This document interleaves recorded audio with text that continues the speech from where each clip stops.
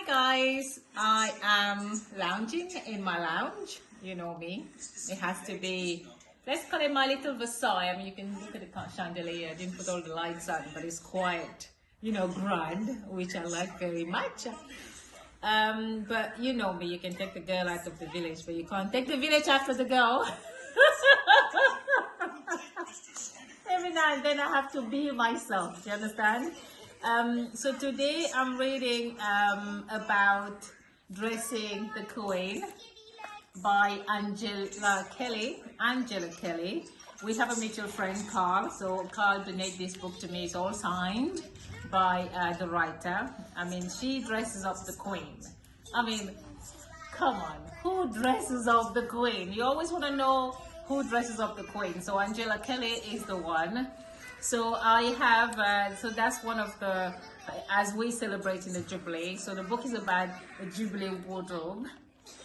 And you saw me on Sunday, I had to dress up. It wasn't a hat, but I'm very much into my hats when I dress up. It's England, it's British, it's a British fashion, British aristocracy, British everything. I mean, even coming into this country from Charles, I knew the Queen. I mean, if you've seen Prince Charles and Lady Diana's wedding, was like my mom, the family affair. My love for the Queen. I mean, look at that. Isn't she stunning? She is just adorable. I met her and it was like a dream come true. Till today, I mean, I had to wash my hand because of COVID, but till today I regret washing it at all. Like, I was like, oh my gosh, I met the Queen. Here's Angela with her team preparing Her Majesty wardrobe. I think it's just stunning. I mean, the privilege of working and just going through all the Queen's wardrobe. I mean, look at that. You can't have something so great and not appreciate. Like, people come in this country, they don't even realize. They feel like this country, they are, they feel indebted. Like, they feel like it's their country, like they belong here. Don't take it for granted. United Kingdom accepts you only if you deserve it. Does that make sense? It's such a godly country in a way where if you're here, you have all these paper and everything. You've been accepted. Don't impose your law on them. Like, it's a godly land, okay? So for me, I never take UK or United, Kingdom for granted. For me, it's like one of the greatest things that could have ever happened to me. I lived in France. But in France, I'm sorry to say that I'm not gonna go, hello, mon baby. Look what he's doing. We just had tea. Come on, you have your tea biscuit. Anyway, I'm just gonna go back and say I lived in France. I never felt this not appreciated. Thank you, mom, baby. You're so cool. Not disappreciated, but you know what I mean. Like, I felt like here in this country, you can become whoever you want to be. Like, it doesn't matter what career. He's so British with his tea biscuit. Yeah, thank you so much, my baby boy.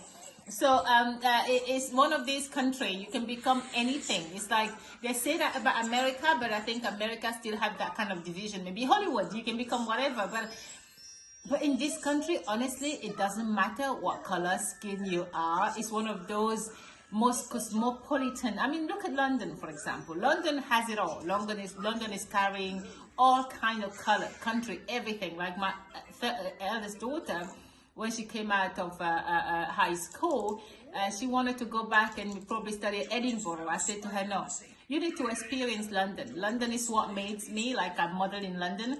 Your dad, work in London, Pall Mall. For me, going down St. James's Street maybe 20 odd years ago, the Ritz knows me. For me, that was like my turf. And I felt like my daughter had to kind of experience London at its best, which she did, going to Queen's University. And you need to know London. I mean, it's so welcoming to a point where when they go on about racism and go on about all these things, I don't feel this country feel the same way. Like, they're not as racist as you may think. Because if you lived in France, or probably America, I've never lived in America, maybe you experience that kind of backlash and racism your way, but not England. England is not like that. Like, England is one thing. England loves to hate, but England is not racist. Like, England, they know. I mean, what I've noticed now, right, guys? What I've noticed right now is that I don't go, people go on about your circle and stuff. I'm so fortunate to experience different kind of circles. Like I go in the event where, you know, the majority is white nowadays. With the whole BLM thing, we came to a point where we made everybody kind of very quiet and shut up. Like if you stand up to just speak and then you're a different color now, if you're in a room full of white people, they're even scared to answer back. They're even scared to say anything. Like we're imposing ourselves in a way where if you have something to say from now on, say it and say it well, and think of unity and think like united world. Like this world should be called UW. We're creating a world called United World. How about that? Instead of devising. Obama, you said it yourself. Racism is what? The utmost divisive opponent in our society.